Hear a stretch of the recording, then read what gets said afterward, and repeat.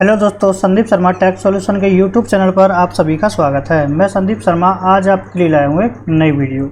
आज हम देखेंगे यदि आप भी अपनी शॉप, कंपनी या फर्म के लिए सिक्योरिटी गार्ड की सर्विस रिसीव कर रहे हैं तो उस सर्विस पर आपको जीएसटी कैसे पे करना है, रिवर्स चार्ज में पे करना है या फॉरवर्ड चार्ज में पे करना है, कब आपको जीएसटी रिवर्स चार्ज में पे करना है, कब आपको फॉरवर्ड चार्ज में पे करना है, आज हम देखेंगे इस वीडियो में। तो चलिए शुरू करते हैं। जैसे कि मैंने यहाँ पर ओपन कर लिया है applicability of RCM on security services under GST. From 1 January 2019 any registered person receiving security services from any person other than a body corporate is required to pay GST on a reverse charge basis.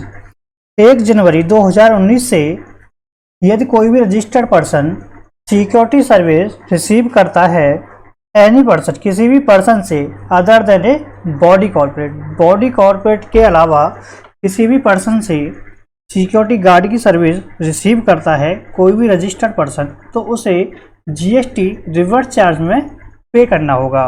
Body corporate क्या होते हैं मैं आपको आगे बताऊंगा, example से भी समझाऊंगा बॉडी कॉर्पोरेट होते क्या हैं, कौन कौन बॉडी कॉर्पोरेट के अंदर आते हैं मैं आपको आगे बताऊंगा। यदि कोई भी रजिस्टर्ड पर्सन 1 जनवरी 2019 के बाद अदर देन बॉडी कॉर्पोरेट के अलावा किसी भी अदर पर्सन से वो सिक्योरिटी की सर्विस रिसीव कर रहा है तो जीएसटी उसे रिवर्स चार्ज में पे करना पड़ेगा। However the above provisions shall not apply to following persons. ये जो प्रोविजन है ये किस पर अप्लाई नहीं होगा? Government agency of local authority who have taken GST registration only for TDS purpose। जो गवर्नमेंट एजेंसी हैं और लोकल अथॉरिटी हैं जिन्होंने जीएसटी नंबर केवल किसके लिए ले रखा है, टीडीएस पर्पज के लिए ले रखा है, उन पर यह प्रोविजन अप्लाई नहीं होगा। A person who opt to pay tax under the GST composition scheme, और ऐसे पर्सन जिन्होंने जीएसटी में कंपोजिशन स्कीम ऑप्ट की हुई है, कंपोजिशन स्कीम ली हुई है, उन पर भी ये प्रोविजन अप्लाई नहीं होगा।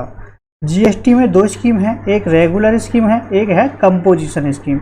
जिन टैक्स पेयर ने जीएसटी के अंदर कंपोजिशन स्कीम ऑप्ट की हुई है उन पर ये प्रोविजन अप्लाई नहीं होंगे। इसके बाद when do security services get covered under reverse charge. जब आप सिक्योरिटी सर्विस लेते हैं तो वो रिवर्स चार्ज के अंदर कब कवर होंगी, उसके लिए कुछ कंडीशन सेटिस्फाई होनी चाहिए। मैं आपको बता देता हूँ कौन कौन सी कंडीशन सेटिस्फाई होंगी, उसके बाद आप रिवर्स चार्ज के अंदर कवर होंगे। The security services would be covered under the अबमेट of the reverse charge mechanism if all the following 4 condition are satisfied. Security service reverse charge के अंदर तभी कवर होंगी जब आप 4 कंडीशन सेटिस्फाई करेंगे। कौन कौन सी 4 कंडीशंस हैं मैं आपको बता देता हूं। नंबर एक है services supplied should be security service. जो सर्विस सप्लाई हो रही है वो किसकी होनी चाहिए? सिक्योरिटी सर्विस की होनी चाहिए। सर्विस की जो सप्लाई हो रही है वो सिक्योरिटी सर्विस की होनी चाहिए।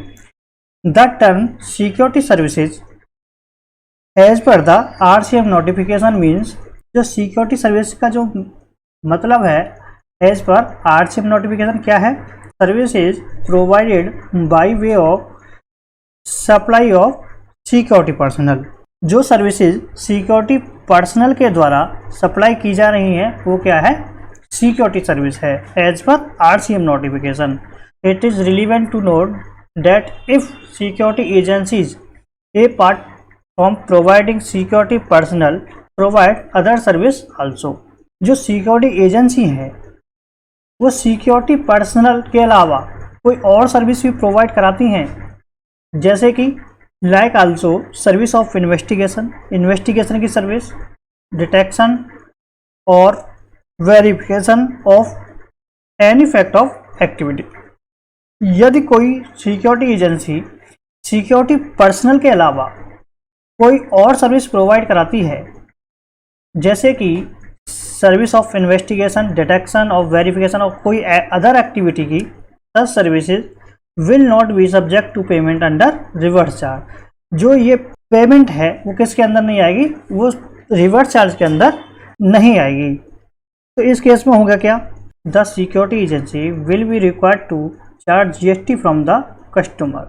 जो सिक्योरिटी एजेंसी हैं वो कस्टमर से जीएसटी चार्ज करेंगी and deposit the same under forward charge mechanism. इस केस में सिक्योरिटी एजेंसी जो है वो कस्टमर से जीएसटी चार्ज करेगी, उसके बाद उसे फॉरवर्ड चार्ज में जमा करा देगी। यदि कोई सिक्योरिटी एजेंसी सिक्योरिटी पर्सनल के अलावा कोई और सर्विस भी प्रोवाइड करा रही है तो वो आरसीएम के अंदर कवर नहीं होगी, वो फॉरवर्ड चार्ज के अंदर कवर होगी। इसके बाद नंबर 2 है security services should be provided by any person other than a body corporate. कहने का क्या मतलब है, जो सिक्योरिटी सर्विस प्रोवाइड की जा रही है वो एनी पर्सन के द्वारा होनी चाहिए other than a body corporate. Body corporate के अलावा कोई भी पर्सन सिक्योरिटी की सर्विस प्रोवाइड करा रहा है तो आरसीएम के अंदर कवर होंगी। बॉडी कॉर्पोरेट के अलावा किसी भी पर्सन के द्वारा सिक्योरिटी की सर्विस प्रोवाइड की जा रही है तो आरसीएम के अंदर कवर होगी। If the person is obtaining security services from A company LLP the provision of RCM will not be applicable. यदि कोई पर्सन सिक्योरिटी की सर्विसेज कंपनी एलएलपी से रिसीव कर रहा है तो उस पर ये प्रोविज़न, जो आरसीएम का जो प्रोविज़न है वो उस पर एप्लीकेबल नहीं होगा। यदि कोई पर्सन कंपनी या एलएलपी लिमिटेड लायबिलिटी पार्टनरशिप से सिक्योरिटी की सर्विस रिसीव कर रहा है तो ये आरसीएम के जो प्रोविज़न है उस पर एप्लीकेबल नहीं होंगे। आप भी ध्यान रखें, यदि आप किसी प्राइवेट लिमिटेड कंपनी या लिमिटेड लायबिलिटी पार्टनरशिप से सिक्योरिटी की सर्विस ले रहे हैं तो आपके ऊपर आरसीएम एप्लीकेबल नहीं होगा। यदि आप अदर देन कंपनी या एलएलपी से सर्विस ले रहे हैं तो आपके ऊपर आरसीएम एप्लीकेबल होगा। As per definition of body corporate under section 2 sub section 11 of company act 2013। Body corporate में क्या क्या इंक्लूड है मैं आपको बता देता हूँ। इंक्लूड से private limited company body corporate में आती है। पब्लिक कंपनी, ए personal company, small company, limited liability partnership LLP हो गया, फॉरेन कंपनी एक्सेट्रा। ये जो है आपके ये बॉडी कॉर्पोरेट्स हैं, इनसे आप सिक्योरिटी की सर्विस रिसीव करते हैं तो आपके ऊपर आरसीएम एप्लीकेबल नहीं होगा। यदि आप अदर देन बॉडी कॉर्पोरेट से सर्विस रिसीव कर रहे हैं तो आपके ऊपर आरसीएम एप्लीकेबल होगा। मैंने आपको पहले बताया था बॉडी कॉर्पोरेट क्या है, आपको यहाँ से देख लेना है। ये बॉडी कॉर्पोरेट्स हैं हमारे। यदि आप इनसे सर्विसेज रिसीव कर रहे हैं सिक्योरिटी की तो आपके ऊपर आरसीएम नहीं होगा, आपके ऊपर फॉरवर्ड चार्ज लगेगा। However body corporates does not include, जो बॉडी कॉर्पोरेट्स हैं इसके अंदर इंक्लूड नहीं है, मैं आपको बता देता हूँ। एक cooperative society registered under any law relating to cooperative society. जो कोऑपरेटिव सोसाइटी है वो बॉडी कॉर्पोरेट के अंदर इंक्लूड नहीं है।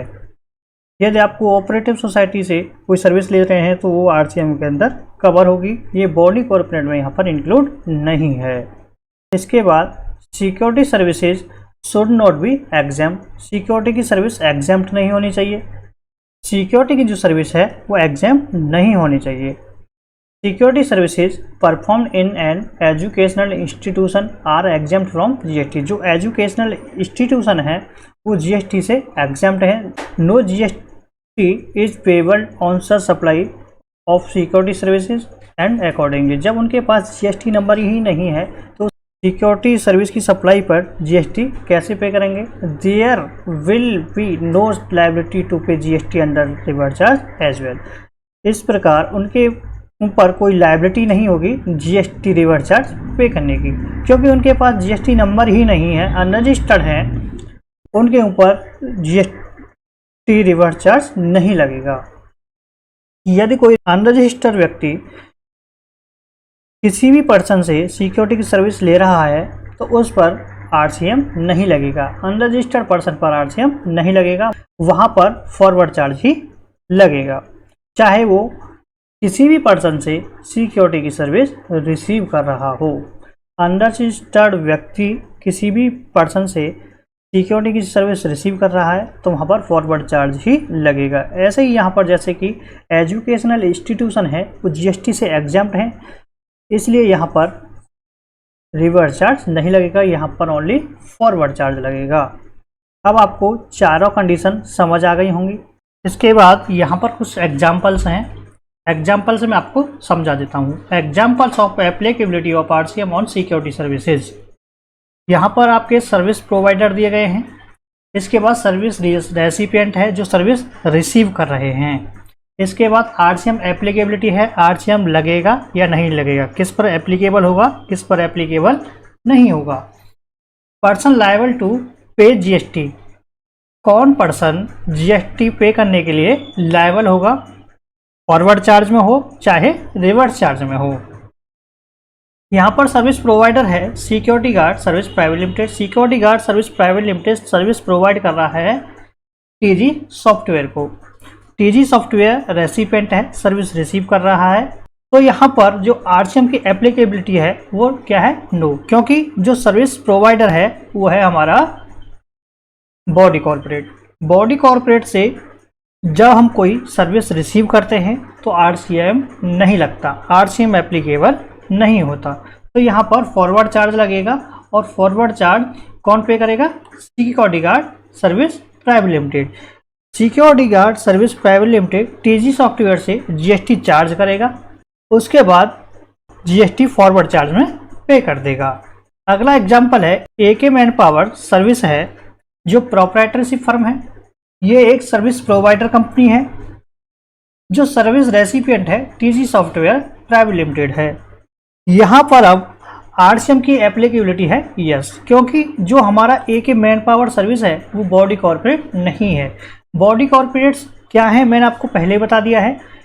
यहाँ पे जो AK मैन पावर है ये बॉडी कॉर्पोरेट्स नहीं है, इसलिए यहाँ पर RCM लगेगा। RCM कौन पे करेगा, यहाँ पर TG software private limited. TG software private limited GST RCM के रूप में पे करेगा।